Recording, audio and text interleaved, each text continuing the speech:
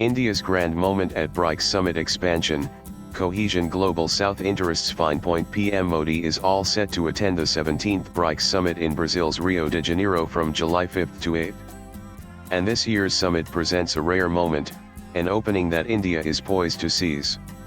Two of BRICS founding members, China and Russia, will be represented not by their heads of state, but by deputies.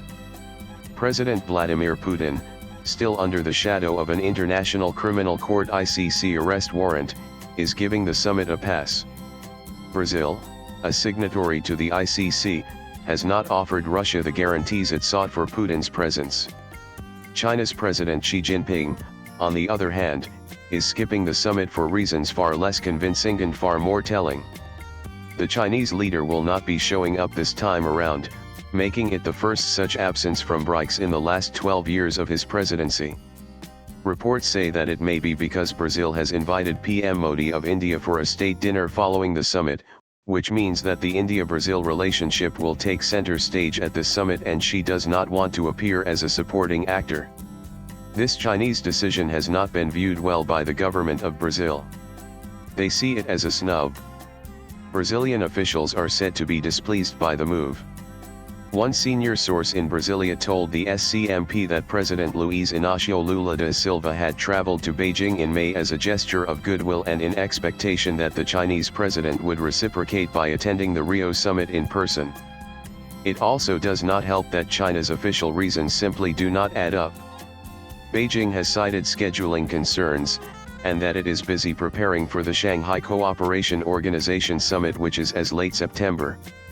Brazil has raised the example of the BRICS summit in 2010. At the time, China was grappling with a major earthquake.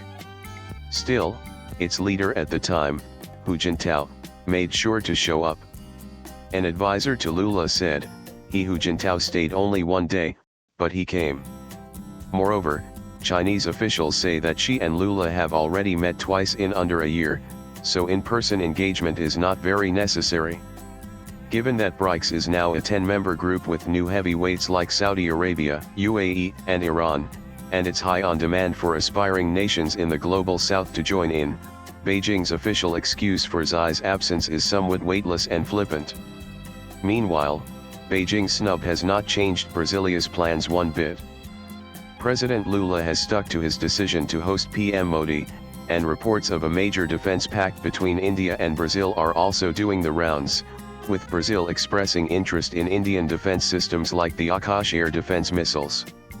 With Xi absent, and Putin constrained, PM Modi becomes the senior-most leader present among the founding members of BRICS. That carries both symbolic and strategic significance. For China, it has been hard to come to terms with India's rising profile in multilateral forums. PM Modi is a key figure across summits from the G7 summit to G20 and BRICS. The evolving context of BRICS makes India's position all the more relevant.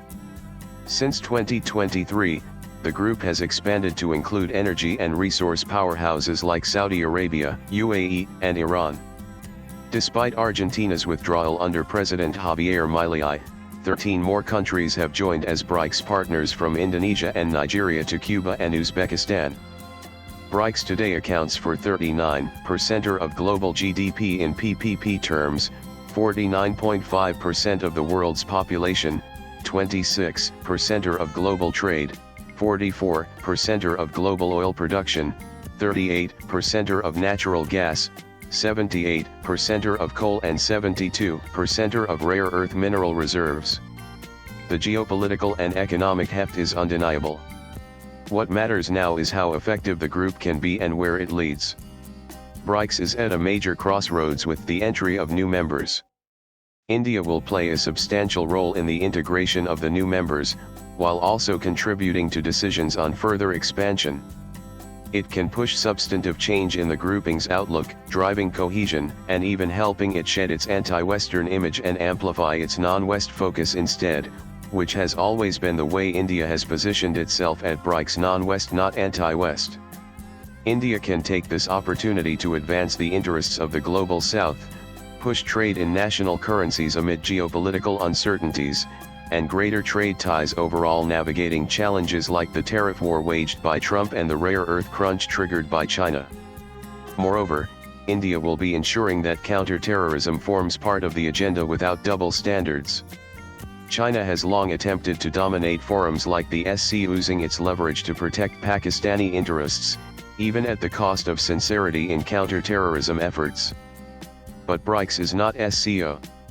India's relationships with countries like Brazil, South Africa, UAE, and even Russia act as a counterbalance to Chinese overreach. At the summit, India is pushing for firm language on terrorism, specifically a condemnation of the recent Pahalgam attack. China and Pakistan blocked any such mention at the recent SCO summit. But India is confident BRICS will not make the same omission. Damu Ravi, Secretary Economic Relations in the Ministry of External Affairs, said the BRICS declaration on terrorism will be to India's satisfaction. Apart from counter-terrorism, India's push on other fronts is just as strong. Modi's agenda includes strengthening trade in national currencies, removing export controls among BRICS countries to facilitate smoother intra-group trade, amplifying digital public infrastructure and cooperation in AI and cybersecurity, advancing the interests of the Global South, promoting a model of multi-alignment, India's signature foreign policy ethos against bloc-based politics. Unlike China or Russia, India does not view BRICS as a counterweight to the West. It sees it as a platform to amplify the voice of the Global South, not as a geopolitical sledgehammer. As EAMS Jaishankar succinctly put it, why the club? Because there was another club. It was called the G7, and you will not let anybody else into that club. So, we go and form our own club.